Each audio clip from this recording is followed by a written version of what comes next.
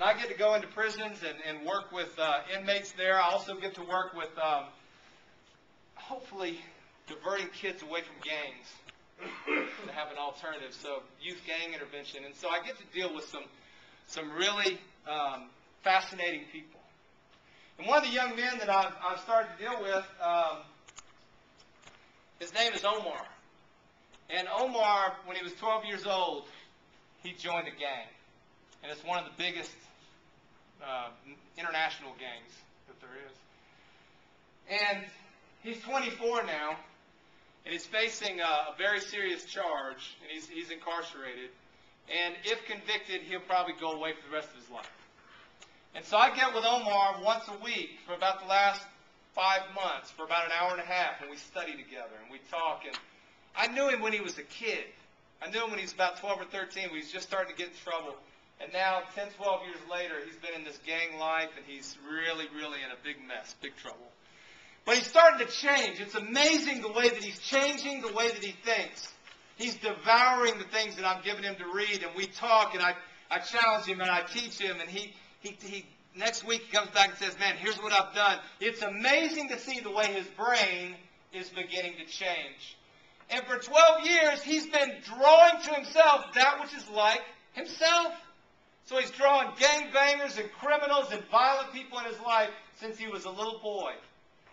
And now all of a sudden he's changing his brain. He's starting to think about the things that he wants. And he's starting to change his perception, change the messages that he's been carrying. He's activating this powerful imagination and beginning to change the things that he sees himself doing, and miracles are happening in his life.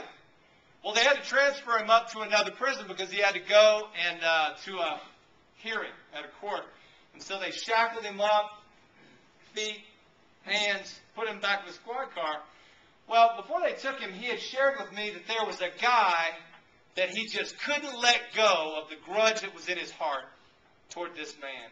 This is an older guy in the gang, and he had a girlfriend and had a baby with this woman. And after he went to prison, this guy that used to be his mentor swooped in and took his woman. And so now he's on the inside wishing he could do things to this guy. He wanted to pay him back. Because in that world, that's what you do. Somebody does something, that's ultimate disrespect right there.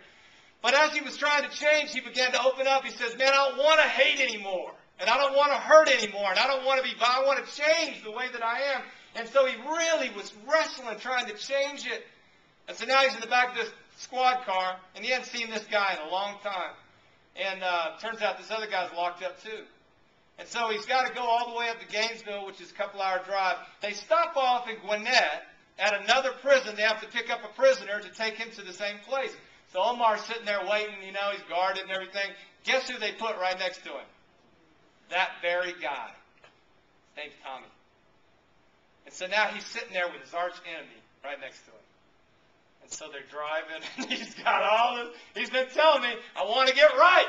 You know, I want to change. They put him in a holding cell and leave him alone, just the two of them. What do you think happened next? Omar began to share with this guy what he was learning.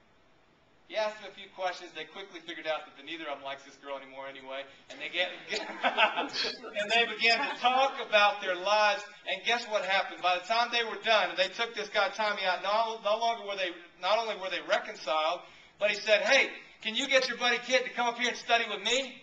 He said, I'll tell him. And so he gave me his thing. And now this guy wants to change too. Now, why do I tell you a story like that? Call it the law of attraction. Call it God working in this young man's life. Call it just dumb luck. Call it magic. Call it whatever you want. All I know is this. He began to change the brain and the energy and the signals he was sending out. And just the right person was brought into his life at just the right time so he could get his heart right.